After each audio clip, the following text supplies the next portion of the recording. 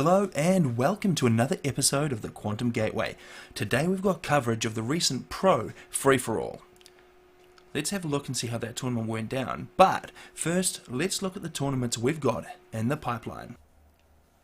On the 30th of January we have an under 1800 ladder rating tournament with a Zoc lesson up for grabs.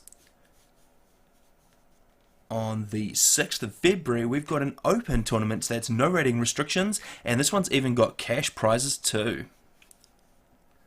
13th of February we have under 1500 ladder rating, and there is another Zoc lesson up for grabs on this one, so get in there for under 1500s. 20th of February we've got an under 1200 ladder rating, so that's you, go and get in there and sign up. On the 27th of February we've got a 2 vs 2 tournament hosted by Zoc. There's a 3500 rating limit and $500 prize pool. And of course there is the WWPC, that's the Worldwide People's Championships, an ongoing bi-weekly tournament. Head over to the forums and sign up for that now. So it looks like we have an action-packed schedule coming up to kick off 2016. So a big thanks to the tournament directors, Zoc, Manreed, and you other guys. You know who you are. Great stuff to see the amount of tournaments going on, and let's get these things rocking.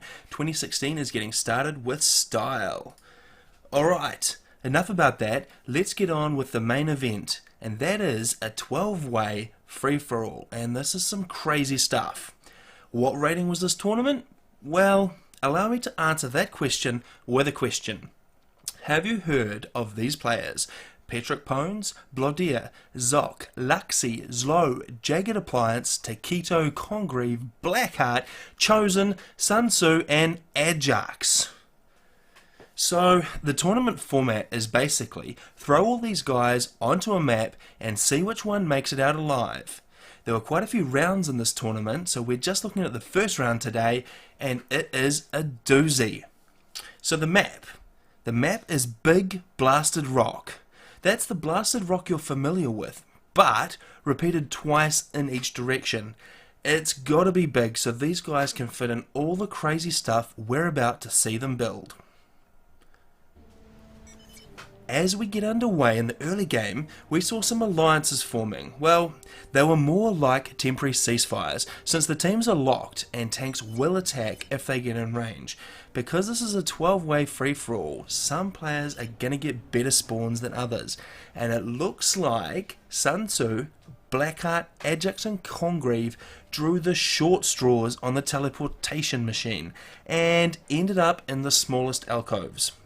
So they were on the outside of the map, and well, sometimes choke points can be a good thing, but not when you're hemmed in with just 4 mass extractors. That just means that your neighbour can block you in and choose how they want to kill you. Sun Tzu did what he could, but Luxy had him trapped. Blodea had the same with Blackheart, and a little bit of banter comes across the comms channel as these guys realise they're being double teamed by the other players who are coming for their mass. With a little help from Petrik's ear, Luxy gives Sun Tzu a nuclear orgasm and gets another 4 mass extractors. We see some action across the right hand side of the map where Zlo and Chosen are holed up, but so far a lot of these guys are playing pretty cautiously. They've got to make sure they don't deplete their resources to the point where they're an easy target. Of course, that is a big part of FFA, so that's free for all, making yourself look like you're more trouble than you're worth for someone to come and take your mass. So Zoc finally makes a move on Ajax, who up until now had managed to get out of his enclave without dying, but that lack of mass makes him an easy target. A Triad just can't stop a Manta Swarm, and Ajax is ejected from the game. Blackheart, he does his best to push out from his starting location with T1, but he's facing 2 opponents, so he's outgunned, and, well, fighting on one side opens up the way for Blodea to come through and take his base. Blackheart does manage to escape with his ACU in a T2 transport, and, well, he tries to stay alive in the middle of the map, so he's probably just hoping to be ignored for long enough to get back on his feet.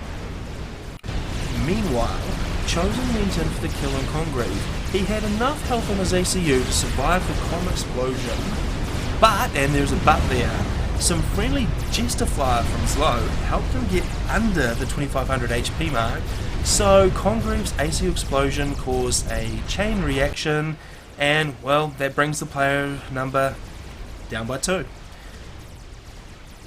So Takedo moves in on Blackheart, and well, that's the end of him. So by 13 minutes, those 4 unlucky players who were in those smaller alcoves to start with, they are nothing but scorch marks and residual radiation.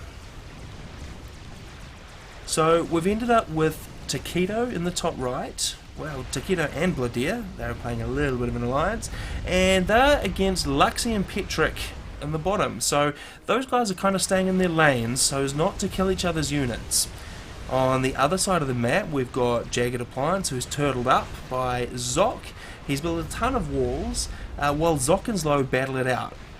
So Zoc has a slight advantage over Zlo, and well, Zlo's really making a nuisance of himself. So Zlo gets Vipers out, he really messes up Zoc's expansion plans. So at this point, these guys are starting to worry about what experimentals are going to be showing up, and they start to focus on eco. So they've got to make sure they can get those experimentals when they need them. So they're mostly focusing on eco.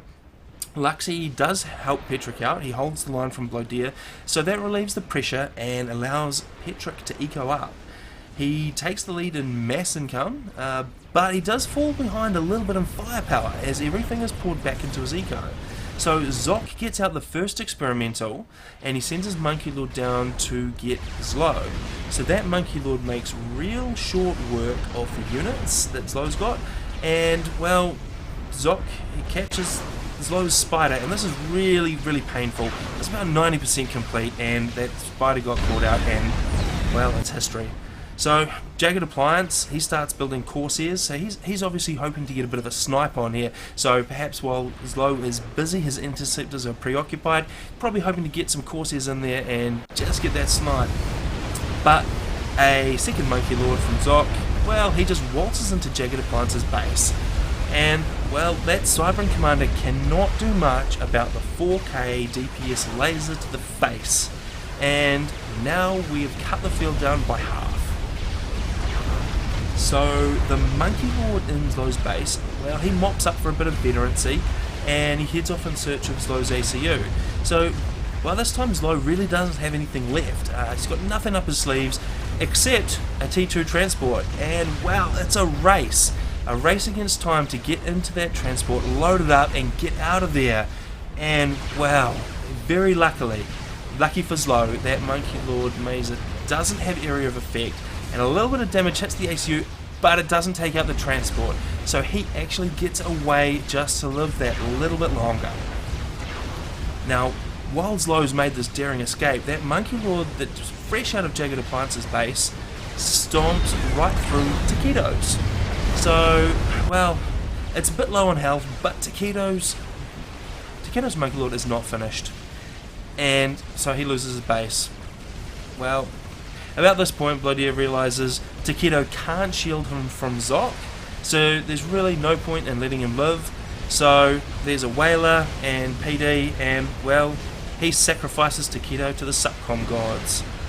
That sacrifice does seem to appease the gods just a little bit. Zoc retreats his Monkey Lord away from Bladeer's fresh off the factory floor. So while this is going on, Zlock, that's a new player. Zoc has finally had enough of Zlo hopping around on a transport. He sends in a cloud of interceptors, he brings that transport down, and the pursuing monkey can now catch up to Zlo's ACU. And well, that puts him down, so that clears the way for Zoc to own the entire right hand side of the map. A Soul Ripper from Zoc puts him in a really strong position, so he pulls his experimentals together and he goes after Petrick. Zoc can see he's the biggest threat, so that's where he's sending his experimentals, and well, Petrick's got enough ASF to deal with that Soul Ripper, so he loses a couple of T3 power gens, but the Soul Ripper doesn't do a whole lot of mass, and that's actually a bit of a mass donation. So Zoc's Monkey Lords, they come into Petrick's base. Now Petrick does get a second Monkey Lord online, so now we've got a showdown of Monkey Lords. So, well, unfortunately for Petrick, we get to see what happens when firepower is concentrated. And we also see the effect of the slow turning speed on the Mazer of the Monkey Lord. So in this case, 2 Monkey Lords and SACU and some bricks, they should have done a lot better against those 2 Monkey Lords than they did.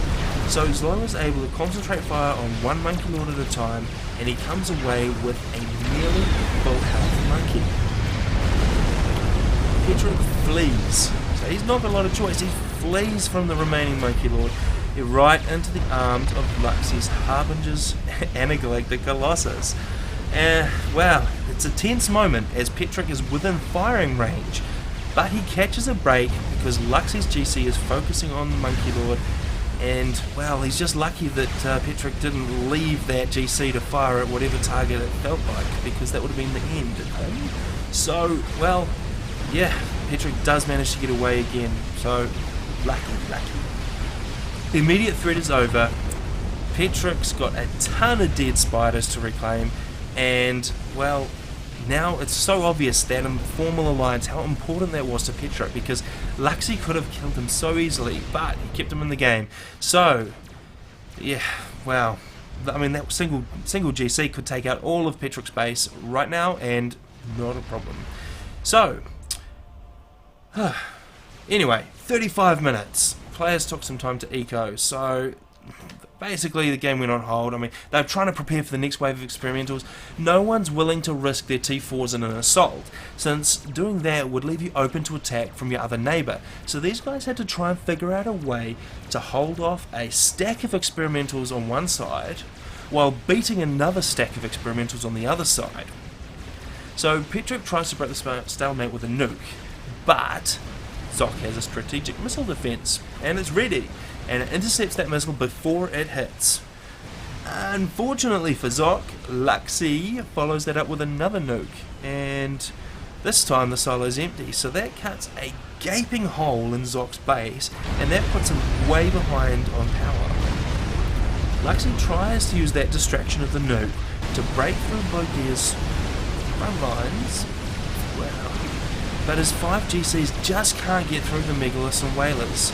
So, I mean, Blodia was waiting for him, and each of those GC wrecks, they leave almost 25k mass, so Luxie just dumped well over 100k mass on Blodia's doorstep. Well, that's gotta hurt. Shortly after that assault petered out, Blodia brought on a Scathus. So, well, he proceeded to return the favour to Luxie by pummeling his base into the ground. Standing too close to a T3 gen cost Luxie half his HP, but he starts throwing down shields and he just tries to stay alive. So, I mean, Luxie's a bit crippled with all that destruction on his base. Well, Blodia, he changes the targeting and he lets the Scathus loose against Petrick. So at this point, Petrick's leading the eco game by a pretty good margin, but Petrick, well, he had the same plan. He actually rolls out of the Scathus of his own. So now we've got a battle of the T4 mobile artilleries. Well, Petrick, well, he tries the same double team nuke, but Petrick's and Luxie's nukes are stopped by Blodia, and well, so yeah, so both those missiles don't get through. Anyway, not too much of a problem because Petrick got a fix on Blodia's Scathus first, and the Scathus with no shields doesn't last long against another Scathus. So now it's Blodia's turn to feel some Scathus fire. He throws, well, no, he knows he needs to get into Luxie's base, so he's throwing everything he's got. He's throwing everything that he can muster into Petrick's base to try and take out that Scathus. He's got to get it down. So, well, he's in a hurry. He sends in those Megaliths and Whalers. Four Megaliths is enough to get into the base. So, well, I mean, those Megaliths, they beat down the front door, they focus fire on Petrick's Scathus, and it goes down. So their task is complete. Blodia's Megas, they try and make a run for it, so he's trying to get them out of there. But a strategic point defense from Petrick blocks their exit. So at this point, these guys have got more mass than they can possibly use. Everything they throw at their opponents, though, it ends up as reclaim. So that's one of the great game mechanics about Forged Alliance, having to weigh up the amount of damage you can inflict against the amount of mass you're handing over from it. So we can see here just how hard it can be to crack a fortified position. And even though Bladeer has no experimentals online, or not on hand at the front of the base anyway, the Whalers and PD are enough to stop a pack of experimentals getting in. These guys have got to be scratching their heads trying to figure out how they can possibly get a kill here, and the key part is not leaving yourself vulnerable afterwards. So how do you break a stalemate when you're a pro and you've got a stupid amount of mass to spend? Well, that's right, you act like a noob on the Gap of Rohan and you shoot artillery against each other. Unless you're Zoc, in which case you build 97 strat bombers. And then you send a bunch of them to kill Petrick Scathus. Of course, your mileage may vary with this tactic, and in this case, the Scathus lost only 3k health. Not a good investment. So, Zoc saves up strat bombers again, and this time he sends over 100. That's right, 100 strat bombers. Do you guys want to calculate the mass for me? That's just ridiculous. So he throws them at Petrick. He manages to take out the Scathus that's giving him grief.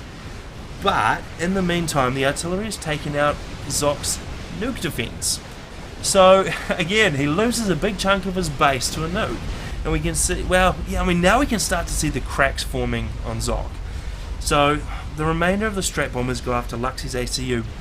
But he has the Aeon Commander Shield. So he stays alive long enough for Sams to take out the last of those strats, and I think that was about the last card Zoc had to play. So with his base in ruins, he goes for the last resort of any Cybran player, and he goes for a Telemazer. But before he can get a teleport in, Bladeer bows out of the game by flying his transport over Zoc Sams. Oh. So we managed to capture the final moments here, just as Bladeer's transport went down. We can use our super zoom technology. We can get it right in there. We can see the look of horror on that little Cybran face as he plummets into the ground. So Zoc barely just gets away with his teleport. He heads over to Luxie's last known position, but unfortunately, Luxie was gone. And, well, a stack of T1 PD was there to greet him, so Zoc managed to get through the PD, but Petrick Scathus had retargeted, and, well, we can see just how short a time a Cybran ACU can last against artillery fire. So, now Petrick and Luxie have to put their alliance aside. So we have 12 ACUs into only one may leave. So the full brunt of an hour and 11 minutes of game time is brought to bear on Luxie's ACU. It's a race between a nuke, strat bombers, bricks, and 3 megaliths. Luxie does find the time to write GG in the sand, and wow, that was a GG. I don't know about you, but that was the most action-packed I've ever seen in a single game. Launch detected. I don't think the pros in this knew what to expect, and well, now we have some idea. I don't even want to count the number of experimentals we just saw. But just for you guys, let's take a look at the scoreboard. Petrick is just in the lead with 22 experimentals, Bladeer just behind on 21, and I'm not sure what those reclaim figures were, but well, we can see Petrick got his hands on 3.2 million mass. Well, that was a GG. I hope you enjoyed it, and I'll see you next time on the other side of the Quantum Gateway.